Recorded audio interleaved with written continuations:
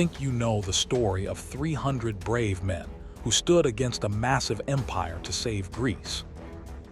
We are told that these warriors died by accident because they were betrayed by a local man seeking gold coins.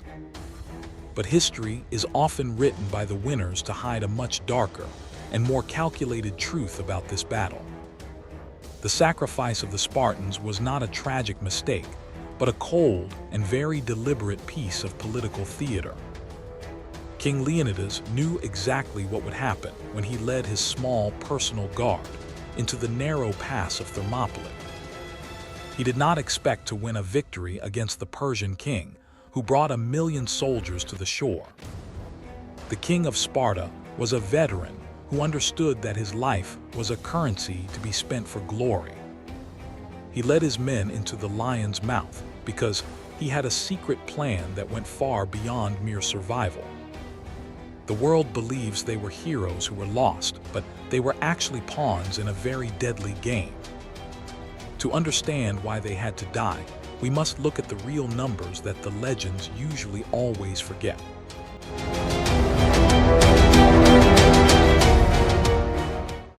Legend says a small band of brothers held a narrow path against the greatest army the world ever saw. Films show us perfect warriors with bronze shields who fought with a smile, while the arrows blocked out the sun. We imagine them standing alone, while the rest of the Greek world watched from behind their high city walls today. This version of the story makes for a great movie, but it ignores the brutal reality of ancient Greek warfare. Leonidas was not a young man looking for a fight, but a king who was nearly 60 years of age. He carried the weight of a dying culture on his shoulders as he marched toward the hot gates of death.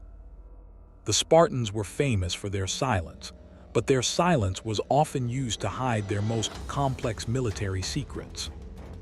They did not arrive at the pass expecting a miracle to save them from the wrath of the Persian king. Every man who marched north that day knew that he would never see the fertile fields of his home again. However, the 300 men were not actually the only soldiers who were fighting at that rocky mountain pass then.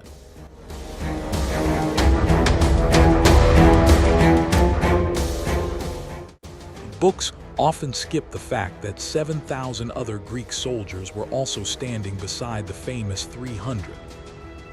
These men came from different cities like Thebes and Thespiae to help defend the gateway to their own shared homeland. It was a massive coalition effort that was designed to hold the line while the main fleet fought at sea. But the presence of these other soldiers changes the entire narrative of a small and lonely group of tragic heroes. Why does the story only focus on the Spartans when thousands of other brave men died in that same dirt? The answer lies in the way Sparta wanted the world to perceive their courage and their unique style of war. They needed a story that would inspire fear in their enemies and absolute loyalty in their many Greek allies today. Leonidas chose his 300 very carefully by looking for men who already had sons to carry their names forward. He was selecting a suicide squad that was meant to become a legend before they even drew their sharp swords. This was not just a battle for a mountain road, but a psychological war against a terrifying and powerful enemy.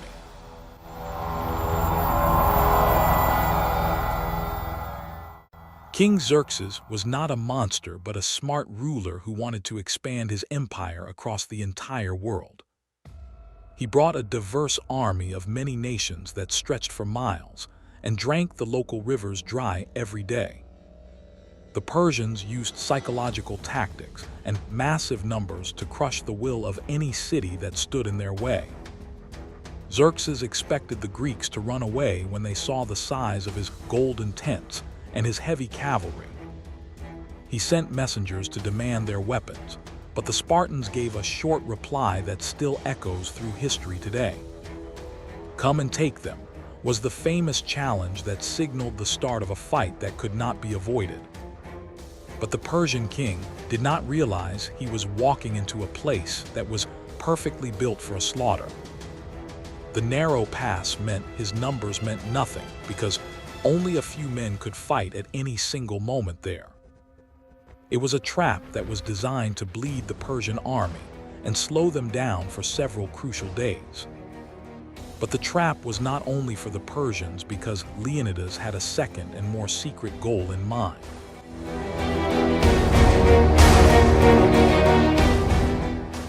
The Greek strategy was to hold the pass of Thermopylae while their ships defended the coast at nearby Artemisium today. If the pass fell, then the fleet would be trapped, and the entire defense of Greece would quickly crumble away.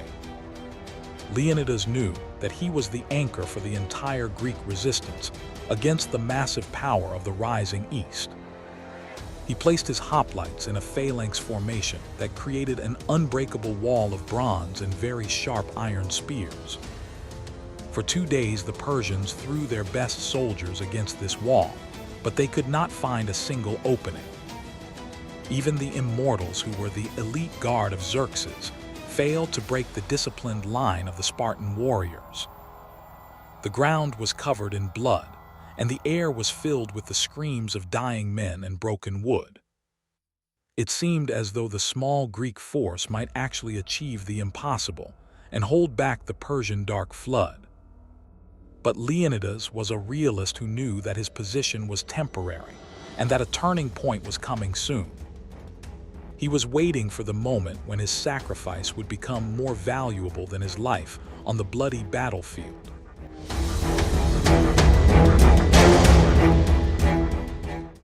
True plan of the Spartan king was to buy enough time for the rest of Greece to finally unite.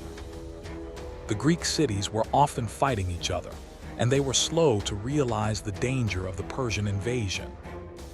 Sparta was celebrating a religious festival, which meant they could not legally send their entire army to the far north. By sending only 300 men, Leonidas was breaking the law, but he was also saving the great Spartan honor. He needed to prove that the Persians could be hurt, and that a united Greece could actually win this war. His death was meant to be a shock that would wake up the sleeping giants of Athens and the Peloponnese. Every hour he held the pass was another hour for the other Greeks to gather their weapons and their courage. He was not fighting for a patch of dirt, but for the very idea of a free and independent Greece. This was a calculated political move that used the lives of his best men to create a powerful national myth. But a dark shadow was moving through the mountains that would change the course of the battle forever and ever.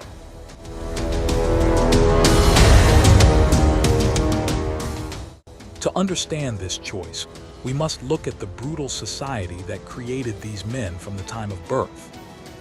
Spartan boys were taken from their mothers at age 7 to be trained in a system known as the agoge. They were beaten and starved, and taught that the only way to return home was with their own bronze shield. Retreat was not an option in their culture because death in battle was the highest honor a man could achieve. The women of Sparta would tell their sons to come back with their shields or to be carried on them. This culture of extreme discipline meant that the 300 men were perfectly prepared for a mission of certain suicide. They did not fear the end because they had been preparing for this glorious moment their entire long adult lives. Leonidas was the ultimate product of this system, and he knew that his death would fulfill his own royal duty. He was a king who led from the front and shared the same dirt and blood as his youngest soldier. Yet even the strongest wall of bronze can be bypassed if someone knows the secrets of the hidden mountain paths.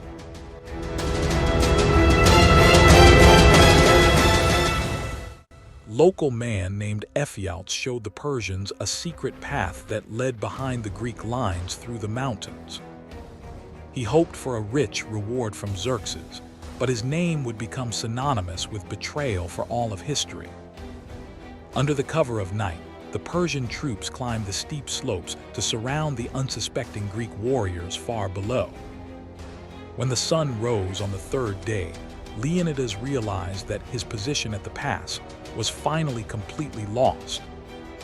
He knew that if he stayed, every man under his command would be killed by the Persian archers and spears. He ordered the rest of the Greek army to retreat so they could live to fight another day somewhere else. But the Spartans stayed behind along with a group of brave Thespians who refused to leave their noble king's side. They were now trapped between two armies with no hope of escape and no chance of winning the final battle. This was the moment that Leonidas had planned for since the very first day they left the city of Sparta. He prepared his men for one last stand that would echo through the halls of history for thousands of years.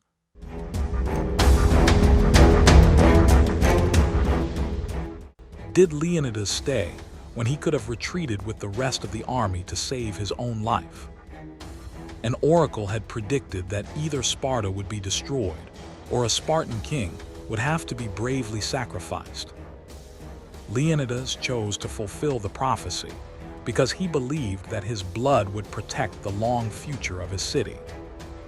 By staying, he also ensured that the retreating Greek troops had enough time to escape the long-reaching Persian grasp.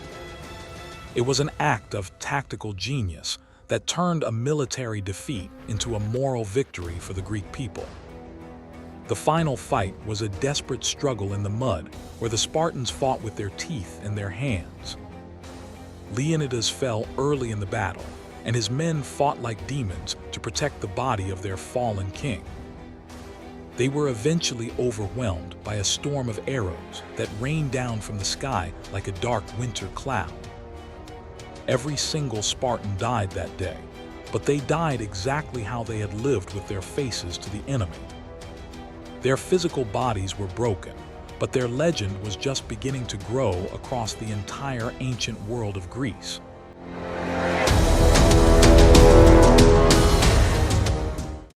Sacrifice at Thermopylae was the spark that ignited the flame of resistance throughout the many various Greek city-states.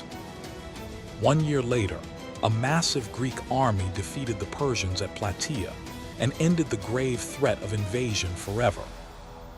The 300 Spartans were not failures, but the masterminds of a plan that required their own very total destruction. They were sent to die because their death was more powerful than any victory they could have won that day. Sparta used this story to maintain its status as the most powerful military force in the entire ancient Mediterranean region. We remember the names of the 300, while the names of the many thousands of others are often forgotten. This was the ultimate goal of the Spartan system, to create a myth that would never ever be truly forgotten. When you look at the ruins of Greece, you should remember that blood was the true foundation of their freedom. The plan was simple, and it was brutal, and it worked exactly the way that King Leonidas had always intended. But there are still secrets buried in the dust of Thermopylae that we are only just now beginning to understand.